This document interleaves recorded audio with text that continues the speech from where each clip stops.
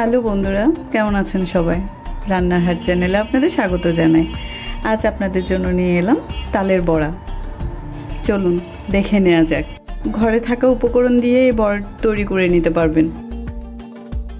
খেতেও হয় খুবই সুস্বাদু।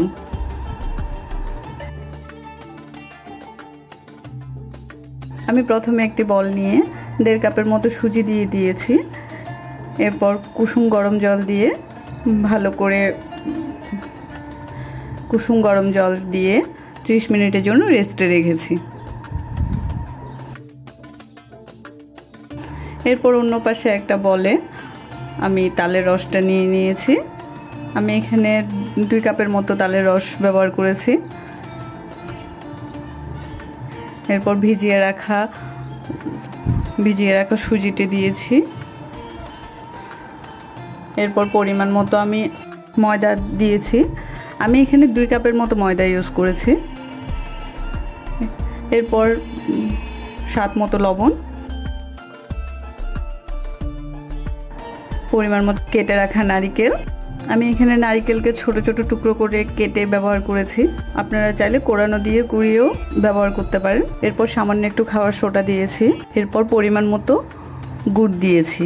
আপনারা চাইলে এখানে গুড় যদি ব্যবহার না করেন তাহলে চিনিও ব্যবহার করতে পারেন। এরপর ভালো করে একটু মাখিয়ে নিয়েছি। এবার অন্য পাশে প্যান বসিয়ে পরিমাণ মতো তেল দিয়ে নিয়েছি। তেল গরম হয়ে এলে একে একে বেটারটা বড়ার আকৃতি করে তেলে দিয়েছি।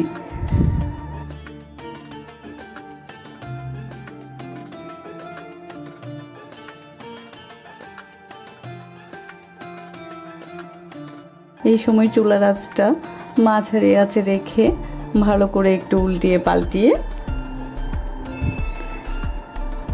একটু লাল আর মুচমুচে হয়ে এলে আমরা বড়াটা নামিয়ে নেব।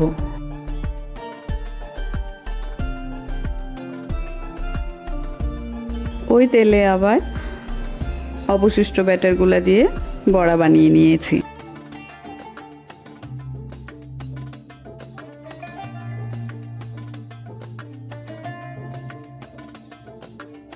এই তো এভাবে একে একে করে আমাদের সবকটা বড়া ভাজা হয়ে গেছে।